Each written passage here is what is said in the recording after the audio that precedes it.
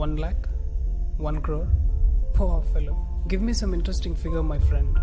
If you have $830 crore, you can play with a nation. Interested? Not rupees. 830 crore US dollars. I have an interesting story for you. It's not about someone else, it's about you and me. The story was happening around us. We all have played a part in the story, but we don't even know that. The story has a hero, a blood-sucking villain, a terrorist leader, and a lot of anti-nationals. This is how it happened. The villain runs a NGO which was put under the watchlist category in 2016 by the Indian government for some illegal fundings in India. This NGO was providing free legal aid for Rohingya Muslims in India. We all know how much money goes into fighting court cases. Then how come a NGO helping lakhs of illegal migrants free of cost? There must be some vested interest, right? This NGO also converts poor and innocent Hindus into Christianity. In fact, 90% of the conversions happening in India is somewhere linked to this NGO.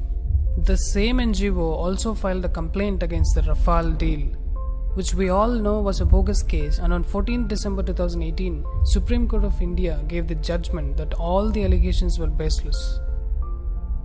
After that, the gentleman Rahul Gandhi had to apologize for his fake allegations. This NGO is getting busted every single day and falling under the watchlist category or prior permission category. This made the villain furious and he wanted to take a revenge from the hero. He started doing his dirty works.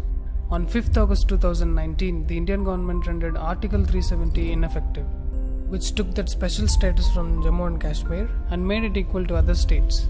This created restlessness in the country where the terrorists feel safe. Yes, I'm talking about Pakistan. On 22nd September 2019, Howdy Modi event took place in Houston, USA. The hero stepped on the mega stage and the stadium was filled with 50,000 people cheering on top of their voices, erupted with joy. The hero whom we all elected as the Honorable Prime Minister of our country, Sri Narendra Modi. The very next day on 23rd September 2019, the villain met Pakistan's Prime Minister Imran Khan in New York. This villain is no other than George Soros, who runs an NGO by the name Open Society Foundations. He is a billionaire with a net worth of 830 crore US dollars, which is more than 1/4 of Pakistan's GDP. Then both of them discussed about the Kashmir issue. Here we all have understood that all these anti-national forces are coming together because they know that India can become a superpower if it solves its internal issues. And Kashmir was a big issue for India. People like Soros doesn't want India to succeed, doesn't want India to become a superpower. Pakistan knows that their country is good for nothing. They just want to pull India down. On 27 September 2019, our Honorable Prime Minister Narendra Modi ji addressed the 74th Annual UN General Assembly session held in New York. Shortly after that, beggar Prime Minister Imran Khan addressed the same session and spewed venom against India and Indian Army, which he usually does. Modi ji took a note of it, came back to India, and after a month of planning, on 31st October, the government gave a befitting reply by declaring Jammu and Kashmir and Ladakh as two union territories. This made the villain go berserk. Now, Soros can see the defeat standing in front of him. To protect the image of his NGO, he launched a book on Amazon on the exact same date, 31st October 2019. Till now, Soros had lost more than thrice to Modi ji, and he wanted a revenge. So on 24th January 2020, he gave a speech at the World Economic Forum at Davos and committed $1 billion towards fighting nationalism and nationalists. He also criticized the Citizenship Amendment Act and met Imran Khan again. Interestingly, the very next day, on 25th January 2020, videos of an anti-national Sharjeel Imam became viral, where he said that if 4 to 5 lakh Muslims come together, they can cut Assam from India. After 2 days, on 27th January 2020, ED found financial links with terrorist organization PFI and anti-CIA protest. Does this have any link with PFI? Yes, it has.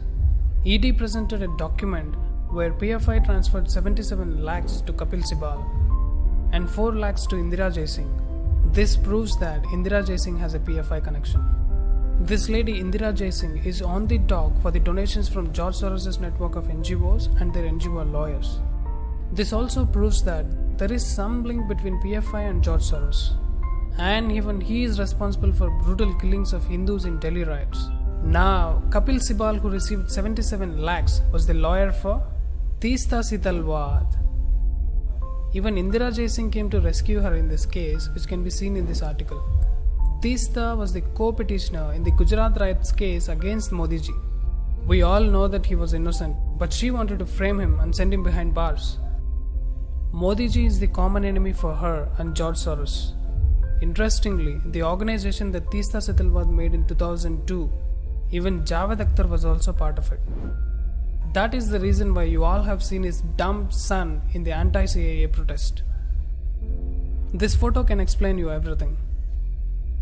There is a Facebook page by the name Fraternity Government JNU, which wants the government to release this anti-national Sharjeel Imam. They have made several posts in support of this anti-national termite. This Facebook page supports the vulgar acts of Tablighi Jamaat, and the same page calls Teesta Sitalwad as a chief guest to address their audience. Teesta Sitalwad's NGO, CJP works in Assam, and Sharjeel Imam wanted to cut Assam from India. Can you see the link? All these evidences show that Sharjeel Imam, Teesta Sitalwad, Kapil Sibal, Indira Jaising, PFI and George Soros are all connected in some way. Their only goal is to destroy the country and break it from inside. After this crackdown by ED, Soros wanted to do something big. On 29 January 2020, George Soros moves to Delhi High Court against the Modi government, which had put his NGO in prior permission category. But the question is, why did he take 3 years to file a complaint? Or was he planning something big? Yes, on 4th February 2020, he sent his puppet Harsh Mandar to Shaheen Bagh, where he asked everyone to join the Shaheen Bagh protest. Let me tell you one thing here. Harsh Mandar works for at least 5 Christian missionaries. He handles the conversion business of Soros. He also held more than 8 to 9 positions during the Congress's rule when Manmohan Singh was the Prime Minister. He was the main man for Sonia Gandhi, and he is the main man for Soros as well. How can a person work for the ruling party and at the same time work for the anti-Indian forces? It can only happen when the ruling party is also involved in breaking the country. We all know the hate that Sonia Gandhi has for sadhus and Hinduism, and Harsh Mandar working for Christian missionaries proves my point. After this, on 18 February 2020, Teesta Sitalwad also came to Delhi and joined the anti-CAA protest, and she was seen tutoring the protesters. She was teaching them what they have to say and what not. Watch here. क्या शाहीन बाग के आंदोलन की जगह बदलने से आंदोलन कमजोर होगा क्या? ये हमारा सवाल है, जवाब किसी को नहीं देना है, वो जवाब से पूछा जाएगा तो आपको एक एक को जवाब देना है, हम सब नोट करेंगे, ठीक है? तो ये पहला सवाल है, क्या शाहीन बाग के Remember, wherever she is, there is a possibility of riots. She did that in Assam, and now she came to Delhi. These protester men and women were the same who were throwing stones on the police, shooting at the police, stopping the traffic and burning buses. But they wanted some kind of retaliation from BJP, which came on 23rd February 2020, when Kapil Mishra publicly spoke out in a rally against the anti-CAA protest. The comment was not at all provocative, but Islamists and anti-Indian forces were waiting for some kind of comment which they could blame later. They wanted to disrupt the Trump visit, which was on the very next day on 24th February 2020. Aam Aadmi Party's Tahrir Hussain was involved in this anti-CAA riots. It was a pre-planned event, as petrol bombs, acid packets, slingshots, bricks and stones were kept strategically in his house.